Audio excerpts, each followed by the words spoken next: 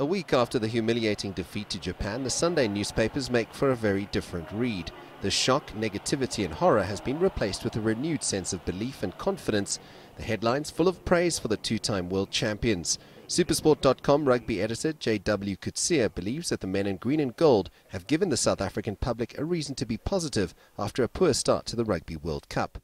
We've heard the guys speak afterwards about what a tough week it was in the build-up, and a lot of pressure's been taken off, whereas last week we thought there's a chance we wouldn't make it through the group stages. Today we're thinking we're contenders for the World Cup again. So definitely a lot of pressure taken off. Coetzee feels the South African public can be harsh at times, even fickle, but the result has changed the focus of the ardent rugby fan from the under-fire coach to the team. There's the element of fickleness, but there's also South Africa, with our current coach, has always been a bit divided. Even before he started, some people liked him, some people didn't.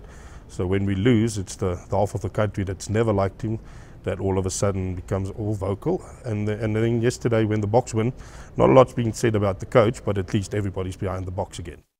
The Boks are back on track, according to Coetzee, who believes that Heyneke Meyera's men can go on and win the World Cup for a record third time. South Africa can. To use a computer analogy, we have the hardware. We've shown that in the last 4 years.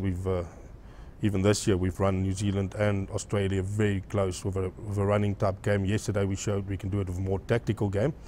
The problem is the software. What do we think? How do we go into this match? How do we approach it? We've shown against Japan and against Samoa that if we approach the same people approach the game in two different ways, a lot of different results can happen. So if they can stay as focused, if they can stay within plan, definitely we can go on. New Zealand's a tough nut to crack. They can beat anyone on the day, and we will probably meet them before the final. Other than that, I do believe we stand a very good chance.